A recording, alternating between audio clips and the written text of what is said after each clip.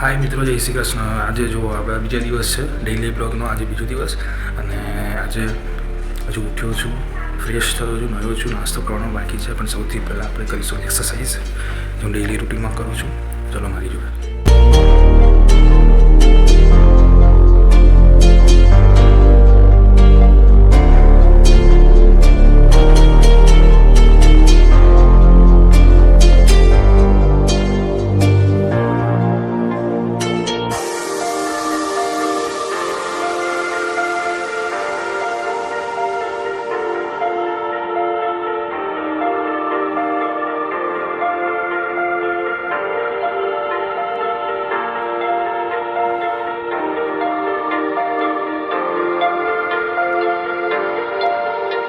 બસ મિત્રો, ડેઈલી આપણે 30 પુશઅપ મારવાના છે. આપણી જે એક્સરસાઇઝ. હવે નાસ્તો કરી લઈએ, ભૂખ લાગી છે તો ચલો મારી જોડે નાસ્તો કરવા માટે. આ મારા ગામડાનું ડેઈલી એમ કહી શકો કે નાસ્તો છે. સાંજની વધેલી ખીચડીને વઘારીને ખાવાની બહુ મજા આવે ચા જોડે. અને આ મારી મમ્મીનું સૌથી બેસ્ટમાં બેસ્ટ નાસ્તો એટલે કે સેવ મમરા. તો મિત્રો, તમે જો નહીં ખાતો તમારું નસીબ બહુ ખરાબ કહેવાય. જો મારી મમ્મીના હાથના સેવ મમરા નહીં ખાતા તો મિત્રો, તો હવે આપણે કરીશું મિત્રો નાસ્તો. ચલો મિત્રો, હવે ફિલહાલ કોઈ કામ ધંધો સૂચતો છે નહીં મને, કેમ કે કાલે સન્ડે હતું અને કીધું એમ કે કામ ધંધો કંઈ આપણને સૂચ્યો નહીં. એટલે ભાઈબંધને ફોન કર્યો છે. મારા ગામનો પરમ મિત્ર એવો છે, સુરફ અમને અક્કુ કહીએ છીએ. તો હવે જઈએ છીએ ભાગોળે બેસવા માટે, ટાઈમપાસ કરે. આ મારા ગામની દશા અને દુર્દશા તમે જે કહી શકો એ રીતે એવું કહી શકું મિત્રો કે જુઓ મિત્રો, આપણે ચાલતા ચાલતા હવે ગામની ભાગોળે આવી ગયા છે અને મારો મિત્ર પણ આવી ગયો છે. એટલે હવે અમે બંને થોડો ટાઈમ બેસીશું ગામની ભાગોળે અને બહુ દિવસ પછી મળ્યા છીએ. બહુ બધી વાતો કરીશું. અડધો પોણો કલાક જેવો ભાગોળે ટાઈમ વિતાવીશું. અને આ તમે જોઈ શકો છો મિત્રો, આ છે મારા ગામની ભાગોળ. તમને સામે પંચાયત દેખાશે, પાછળ મંદિર છે, આ મારો મિત્ર છે અને સામે સ્કૂલ છે, નવી સ્કૂલ બને છે. તો મિત્રો, આ છે મારા ગામનું વાતાવરણ. પાછળ છે તળાવ મિત્રો. તો આ તો મારો મિત્ર અને મારા ગામની ભાગોળ, જેમ મેં તમને ઇન્ટ્રોડ્યુસ મિત્રો કરાયેલું છે. અવારનવાર તમને આ વસ્તુ જોવા મળશે આપણા વિડીયોની અંદર મિત્રો. અને મેં તમને કીધું એમ કે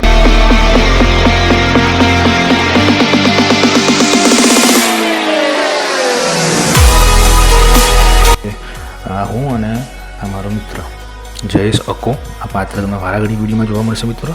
અને મારા ગામની ભાગોળ મિત્રો આવેલા 3-4 ખોડિયાર માતાનું ને બાકી ભાતીજી દાદાનું ને જે 3-4 મંદિરો છે મિત્રો.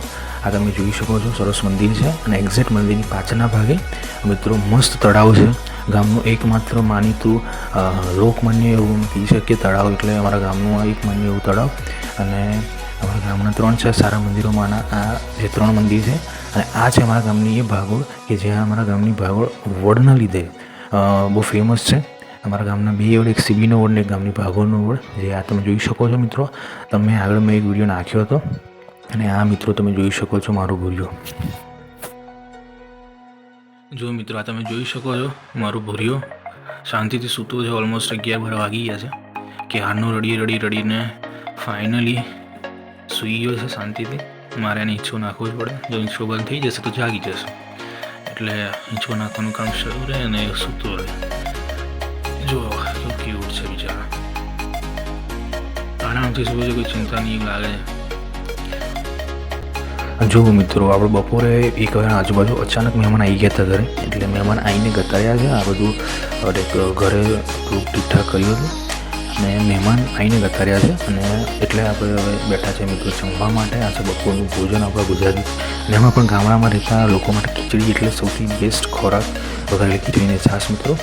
અને હવે મિત્રો ઓલમોસ્ટ બપોરે આરામ કરીને 5 વાગે જાગ્યો હતો. અને 5 વાગે જાગીને બંધ થયું. તો ચલો આજે ફરવા જઈએ. તમારા માટે એક બ્લોગ લાવીએ સરસ મંદિરનો. તો હું અને મારો મિત્ર, બીજો એક મિત્ર વડે આવશે મિત્રો. આ તમે જોઈ શકો છો, અમે 3 મિત્રો, લાલજી, જયેશ, અક્કો અને હું, અમે 3 મિત્રો અવારનવાર તમને મિત્રો જોવા મળશું. અને આ પાત્રો હંમેશા તમને વિડીયોમાં જોવા મળશે.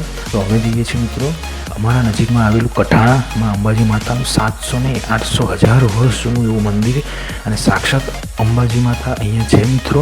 ક્યારે આવો છો કઠાણા જરૂરથી દર્શન કરવા આવજો. અને આનો એક અલગથી આપણે બ્લોગ બનાવીએ છીએ, તમને ખબર છે. આપણે મંદિર જવા મિત્રો. હું પોતે આ મંદિરે લગભગ 4 વર્ષે 5 વર્ષે હું તો આવ્યો છું.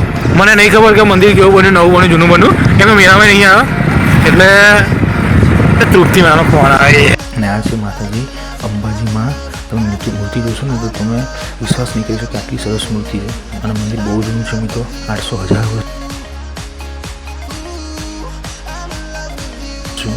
આપણે આગળ વિડીયો નાખીશું, જરૂરથી જોજો મિત્રો. આ છે મંદિર. અહીંયા મેળો પણ ભરાય છે વિસર્જનના દિવસે. અને એટ ધી એન્ડ અમે કીધું હતું પહેલાં તમને ઇન્ટ્રોડ્યુસ કરાવ્યું હતું કે દિલ્હી ચકલા નામે એક ચકલું છે, ત્યાં આગળ આકાકાના જે સમોસા છે બહુ જ ફેમસ છે મિત્રો, જરૂરથી ખાવા માટે આવજો. અને હવે મિત્રો મારે થઈ ગયો છે કંપનીમાં જવાનો સમય, જોબ પર જવાનો સમય. તો જમીને હવે મિત્રો હું જઈશ જોબ પર. અને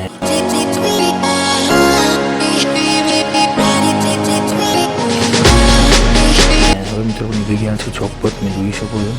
ઠંડી બહુ છે એટલે પપ્પા કહે છે ગાડી લઈને જવાનું, એટલે ગાડી લઈને મિત્રો જઈએ છીએ. અમે રસ્તો સુમસાન છે, થોડું દૂર છે એટલામાં.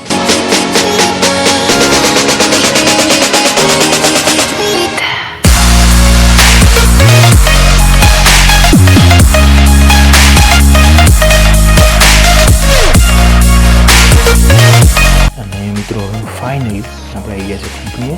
અને આ મારો એવો મિત્ર જે સૌથી ખતરનાક મિત્ર છે. અને હવે મિત્રો સવારે 5 વાગી ગયા છે, હું આવી ગયો છું ઘરે. ચલો મિત્રો બાય જશે.